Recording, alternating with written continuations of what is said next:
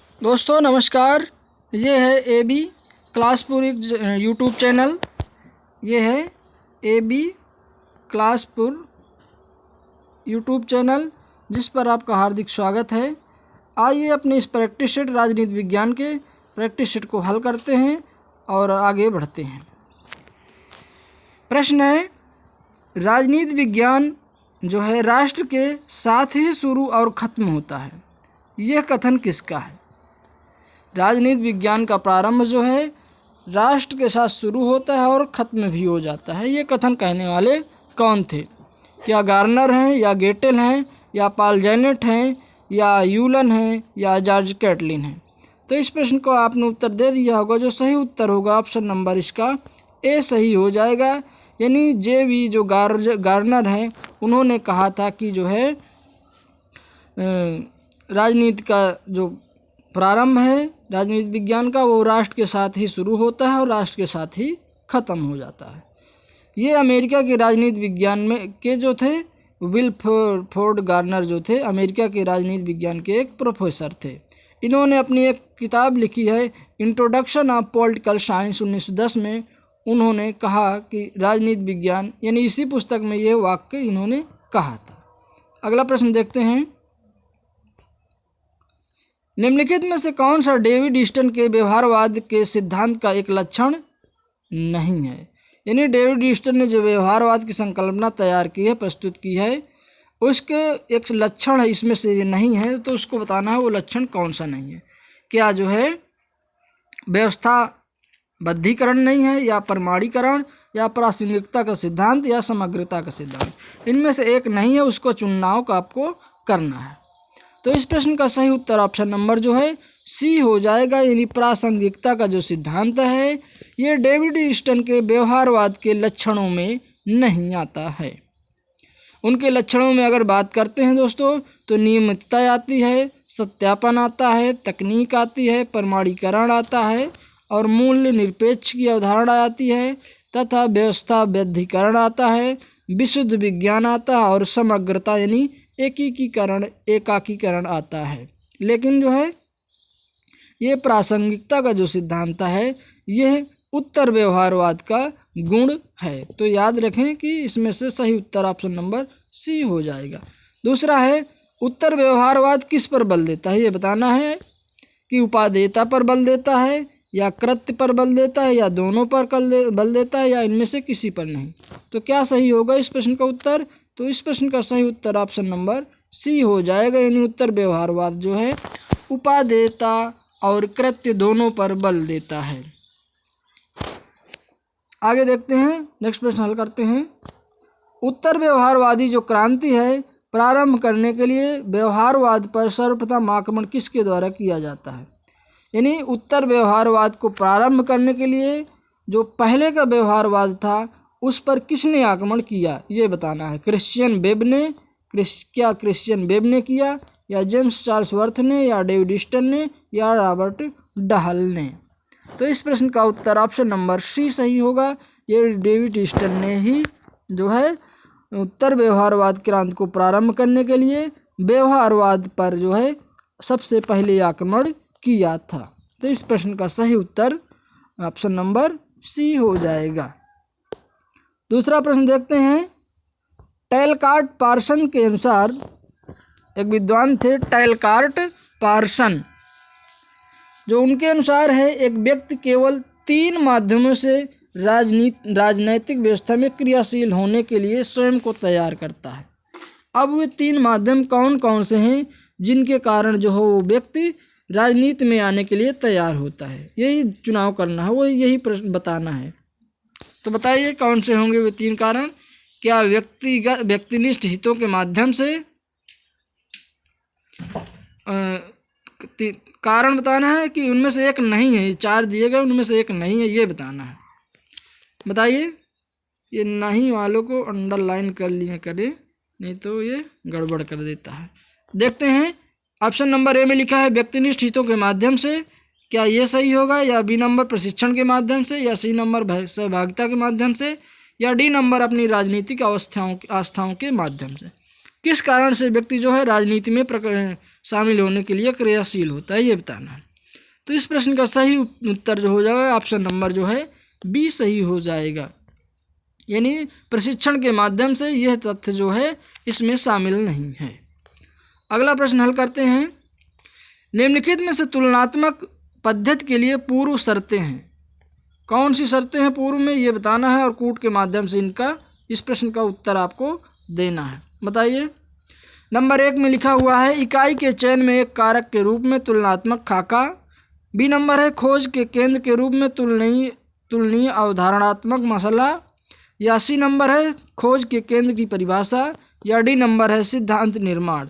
तो इनमें से बताना है कि कौन सी जो है तुलनात्मक पद्धति की पूर्व की विशेषताएं हैं।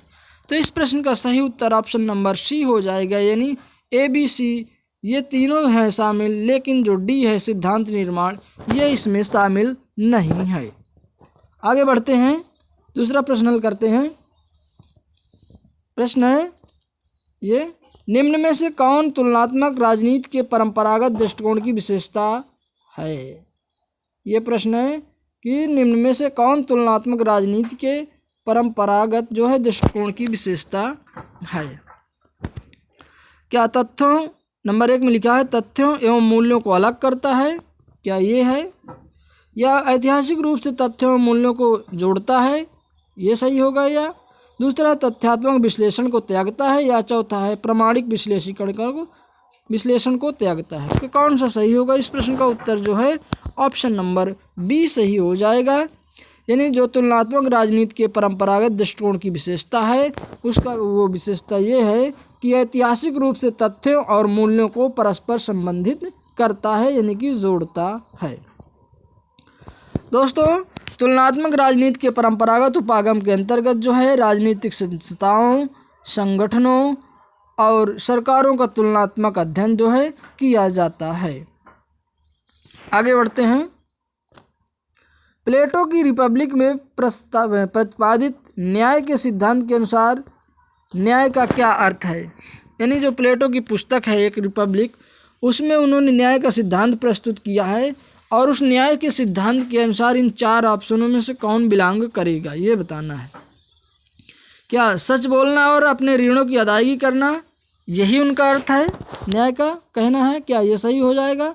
या बी नंबर अपने निर्धारित कार्यक्षेत्र में अपने कर्तव्यों का निर्वाह करना, क्या ये सही होगा। या नंबर सी है आत्मचेतना के निर्देशों के अनुसार जीवन निर्वाह करना चाहिए, क्या ये सही होगा। या ऑप्शन नंबर डी प्रत्येक को उसका देना, ये क्या सही होगा। तो दोस्तों इसका उत्तर जो होगा आपने टिक कर लिया होगा, जो सही उत्तर है इस प्रश्न का ऑप्शन नंबर बी सही हो जाएगा। यानी प्लेटो ने जो है अपनी पुस्तक रिपब्लिक में अपने प्रतिपादित न्याय के सिद्धांत में कहा है कि न्याय का अर्थ है अपने निर्धारित कार्य क्षेत्र में अपने कर्तव्यों का निर्वाह करना चाहिए, यही न्याय कहता है। ये प्लेटो की रिपब्लिक का लेख है। आगे देखते हैं दूसरा प्रश्न।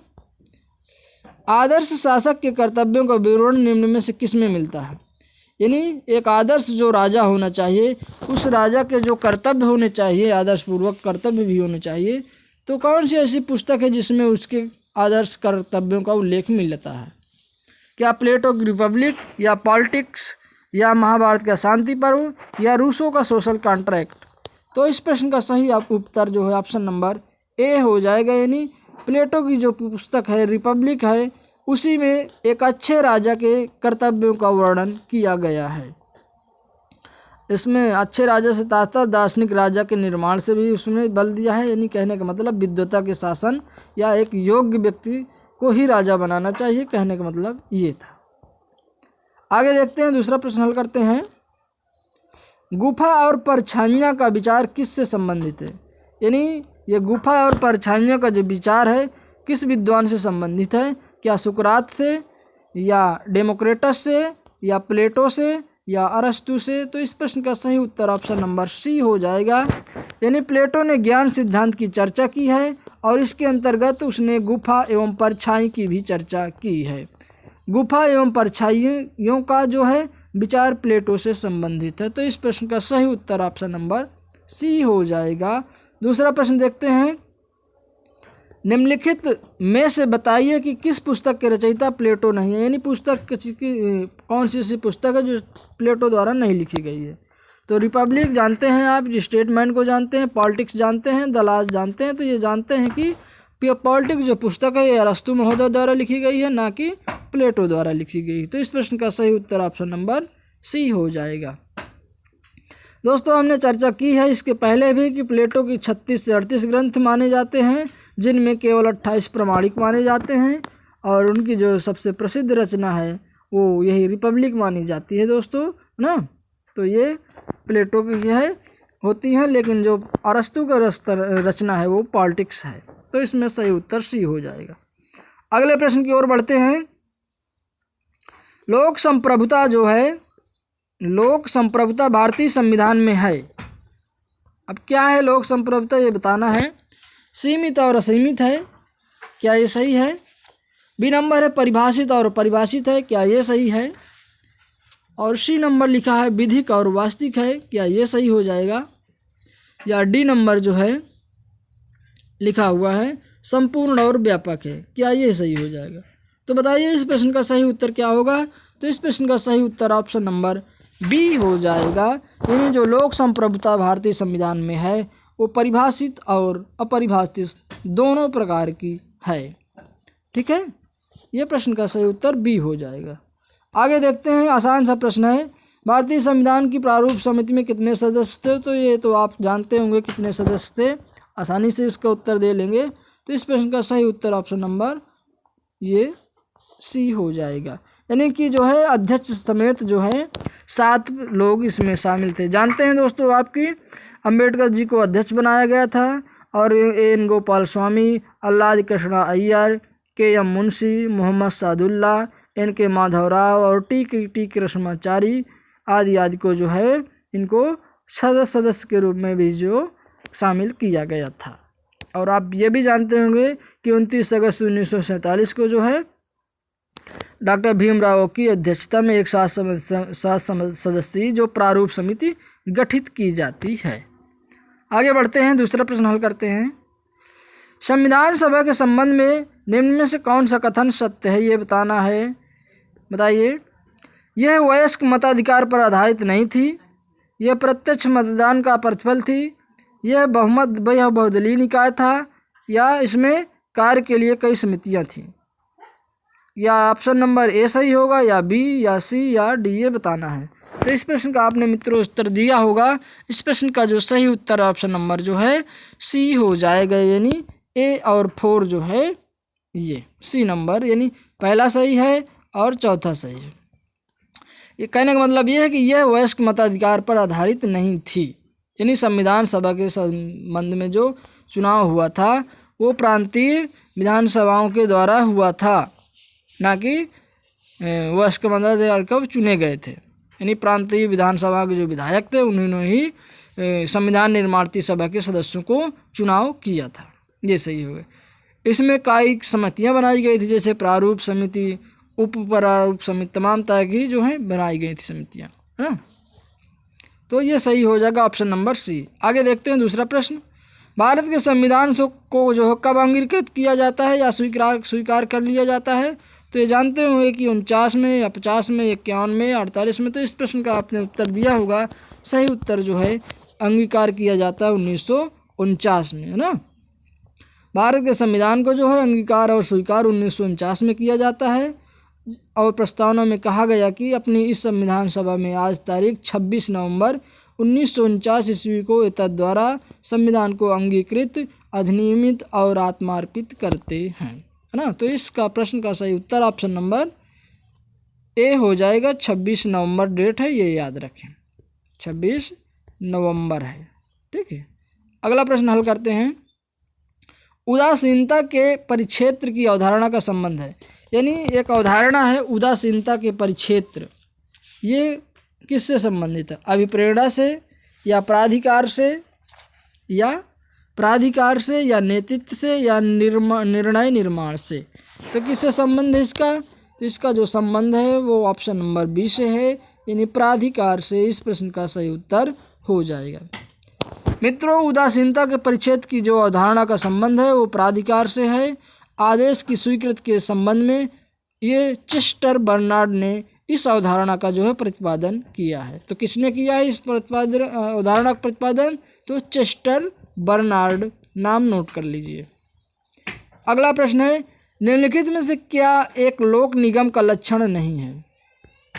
क्या है जो इनमें से एक लोक निगम का लक्षण है, ये बताना है। ये 4 ऑप्शन दिए, इनमें से बताइए कौन सा एक लोक निगम का लक्षण है। उसे मंत्रिमंडलीय नियंत्रण से पूरी प्रशासनिक स्वायत्तता हासिल होती है। दूसरा, उसका अपना स्वयं का अलग बजट होता है। क्या सही है? नहीं। अपने निधि प्रबंधन में उसे पूर्ण स्वतंत्रता है। नहीं। क्या है ये बताना है, परीक्षण करते चलना है। नंबर डी है, वह एक उद्यमी के समान पहल कर सकता है। क्या सही है? तो इस प्रश्न का ऑप्शन नंबर ए केवल सही हो जाएगा। यही हमारा जो है लोक निगम का लक्षण है, यानी उसे मंत्रिमंडलीय नियंत्रण से पूरी प्रशासनिक स्वायत्तता हासिल होती है। अगला प्रश्न बात करते हैं हर्ज वर्ग के द्विकारक अभिप्रेरणा सिद्धांत। प्रश्न है, हर्ज वर्ग के द्विकारक अभिप्रेरणा सिद्धांत के अंतर्गत स्वच्छता कारकों में निम्न में से क्या नहीं है? निम्न में से क्या नहीं है, यानी जो द्विकारक सिद्धांत हर्जबर्ग ने दिया है, अभिप्रेरणा सिद्धांत, उनमें से स्वच्छता कारकों में से निम्न में से क्या नहीं है, ये बताना है। उत्तरदायित्व या वेतन, सी नंबर है कार्यदशाएं या कंपनी नीति।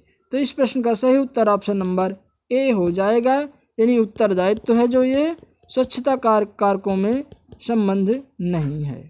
आगे प्रश्न है, भारत का काला पानी भूभागीय विवाद जो है किस देश के साथ है? तो ये बताना है। आसान प्रश्न तो नहीं है ज़्यादा, लेकिन फिर भी ये अच्छा प्रश्न है। बताना है कि भारत का जो काला पानी विवाद है किस देश के साथ है, ये प्रश्न है। तो बताइए, क्या इंडोनेशिया के साथ है, या मलेशिया के साथ है, या नेपाल के साथ है, या सिंगापुर के साथ है?